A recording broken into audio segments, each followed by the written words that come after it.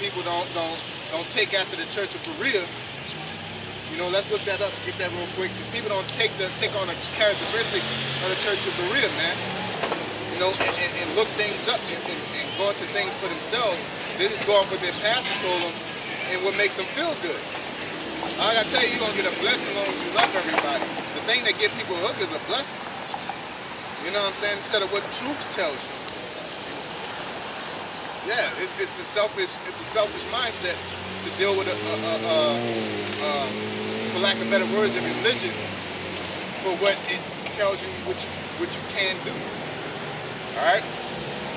Because once you get into the truth, it tells you what you're not supposed to do constantly. You're constantly being reproved and edified, and a weak break. All right? It's the book of Acts, chapter 17, verse 10. And the brethren immediately sent away Paul and Silas by night unto Berea, who coming thither went into the synagogue of the Jews. So Paul sent these guys, all right? Paul and Silas sent, you know, okay? These were more noble than those in Thessalonica. They were noble, they were smart. Okay, go ahead. In that they received the word with all readiness of mind and searched the scriptures daily whether those things were so. So they received, like in the church, amen, amen. You know what I'm saying? But with the problem with niggas, they be like, amen, amen. They go home and leave. The church is like, oh, yeah, okay. That's how you're supposed to be. You're not supposed to be in church clapping and singing. You don't know the guy's just making you feel good, man.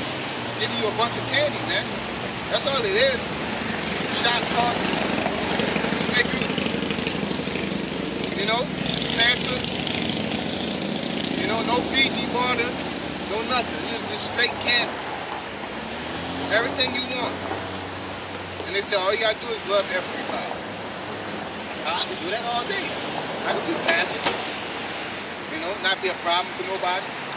Let the government beat the fuck out of me and just say I love you. Well, that's easy. It's easy to not be the problem.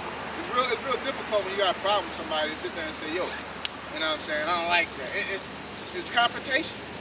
So it's easy to walk around and just be like, I don't want no problem. That's why they don't come out here to where the problems are at. To where people don't fuck with you. You know? Saying, oh yeah, I just came here to argue with you. You don't get that in church. Nobody's gonna go up to the pastor on his pulpit and say, I want to argue with you. Yeah, in the middle of his sermon. In the middle of his sermon. And you gotta go back and forth with this guy in front of the world. Not only on camera, but in front of pedestrians, pastors, and things like that. Dealing with a random drunk Jake that just got just been indoctrinated with this doctrine, and you gotta defend the gospel directly and correctly. No, they're in the synagogues around a bunch of yes men. How you doing? They're in the synagogues around a bunch of yes men. It's easy to teach in church. Everybody already like what you say. You just gotta say it. Right. God is good. Amen. You know? What about a nigga that's an atheist? You don't deal with that. You don't deal with a Muslim, an atheist, a Buddhist. You know, a 5%er or whatever they in. They walking by like the Most High is a supreme being. Oh, what you say, nigga? You don't gotta deal with that. You don't get that in church. You know? Like, Paul was a great man. Nigga, what? You know, you don't get that in the middle of the congregation. Like, oh boy, that Joe Biden talking about, God sent me here to tell you. Yeah, you don't get that in church. And normally you get kicked out because you got a congregation to help you. So it's easy to teach in church. You got a bunch of yes men. This is Mark chapter 2, verse 16. And when the scribes and Pharisees saw him eat with publicans and sinners, they said unto the disciples, how is it that he eateth and drinketh with publicans and sinners? Yep. When Yahushua heard it, he saith unto them, they that are whole have need of the physician. Yeah, they that are whole they that are whole have no need of the physician. Yeah, so if you're saved or you're delivered or you're awake or you're woke And everybody in the house is woke. You know what I'm saying? You don't need to edify them unless it's like a deep revelation. You know what I'm saying? That's why, you know, I don't really be, you know what I'm saying? I don't sit there and teach whether it's the you know what I'm saying? If I got something to say to the camp, it's something that'll elevate us. It's not like, hey, yeah, man, the so-called white man is the devil. You know, and then I go into a whole lesson. You know, they already know. You know what I'm saying? I'm supposed to be building them up, not just, you know, the shining tires that's already shining. That's vain, man. Teaching somebody that's already healed. Yeah, man, take this time. Eat these veggies. These niggas in shape already. You know? Eat your veggies. Do 10 push-ups. All right. The nigga already doing 800 a day. I help him. No, like, yeah, he can do that. Do that all day. Go to somebody that's fat and out of shape and then turn him into the Terminator. On a Schwarzenegger in his prime. Take Ruben Studdard and turn him, you know, on a Schwarzenegger. You a bad dude then. Now you know, that nigga was a shit. You know?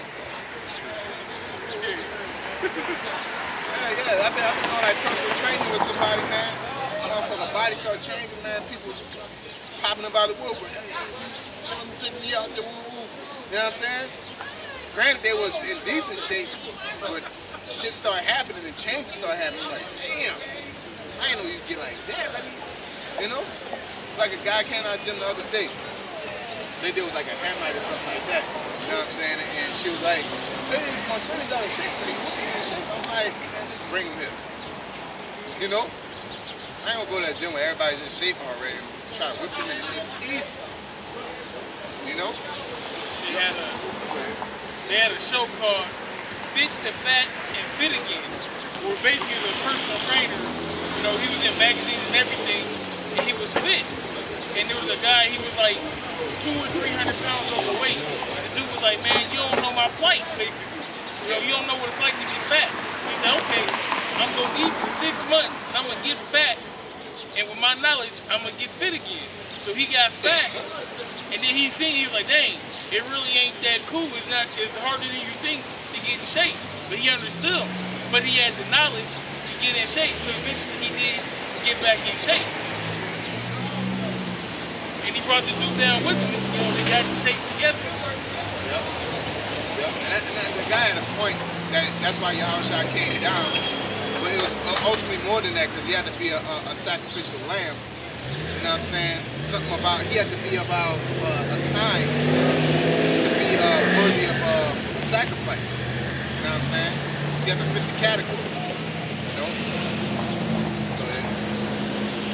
Mark 2:17. When Yahushua heard it, he said, for to them, they that are whole have no need of a physician, but they that are sick. I came not to call the righteous, but sinners to repentance. To repentance. Not just hang around niggas, but to call sinners to repentance. Because people will take that like, man, why you hanging around these niggas? The Lord hung around publicans and sinners. No, he's calling them to repentance. Alright? Basically encouraging them to change. You know? Your congregation shouldn't be full of niggas. You know what I'm saying? They should be repentant in the process. Because you're supposed to separate yourselves from niggas, basically. You know what I'm saying? People that don't want to get right, they don't want to believe. Blase blind. You know? That's the difference. Alright?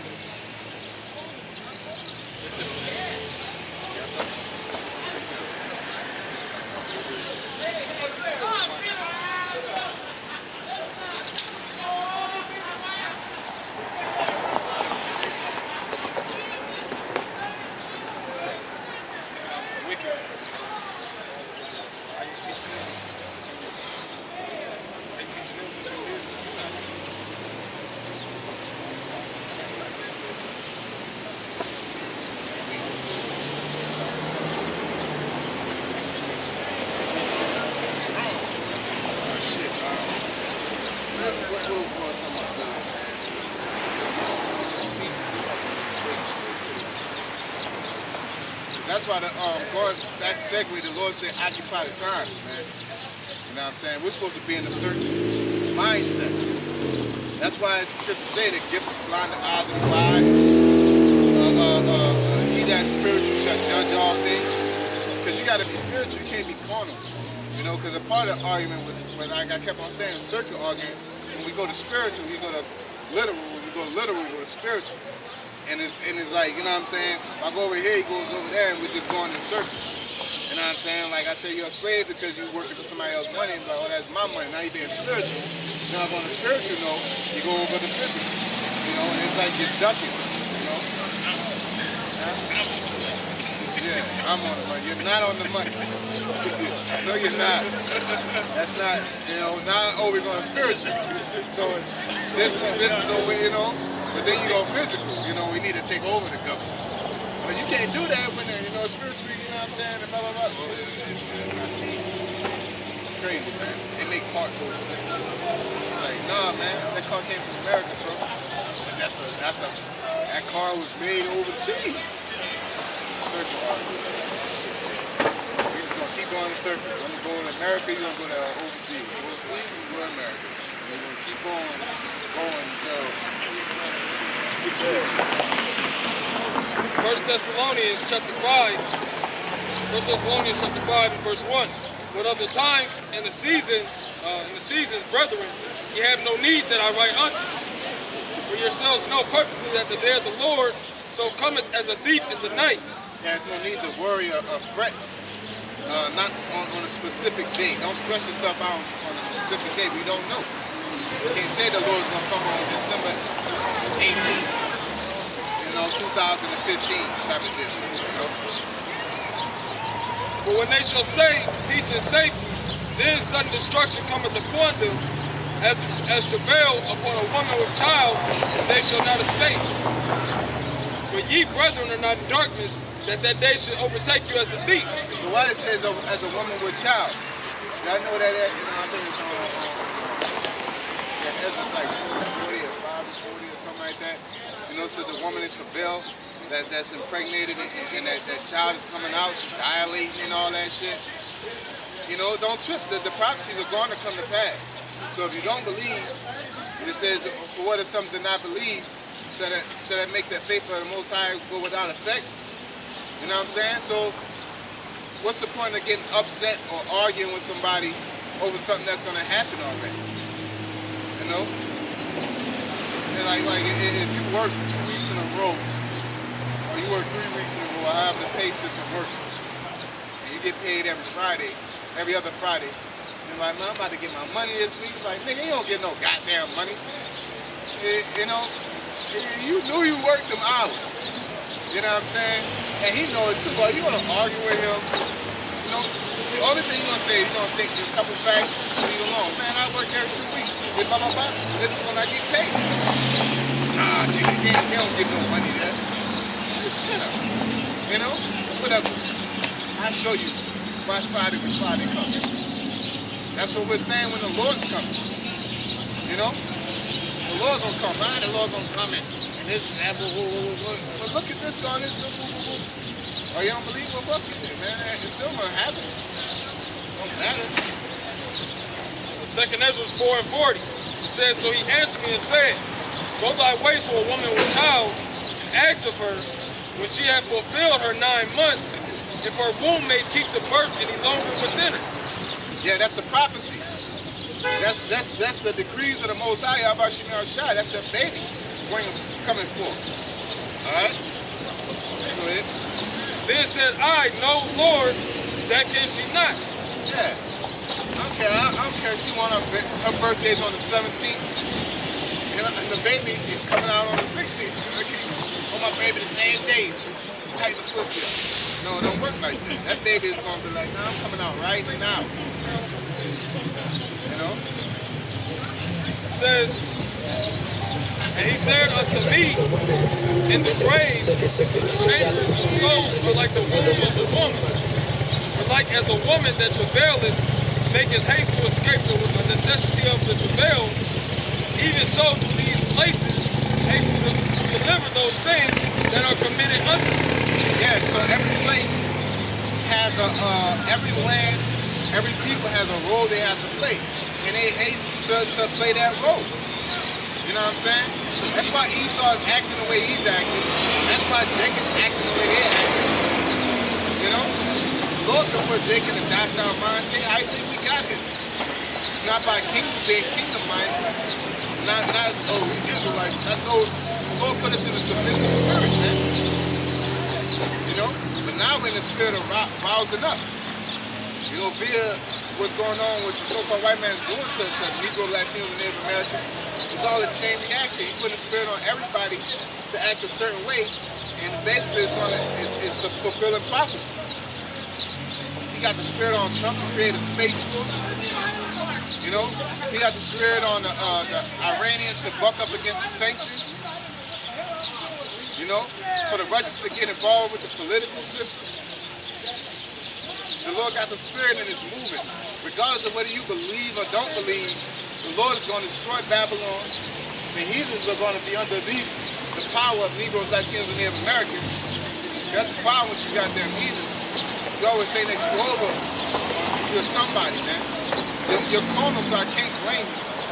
But you want to look at us like we're nobodies, or you got a leg up on us because of society.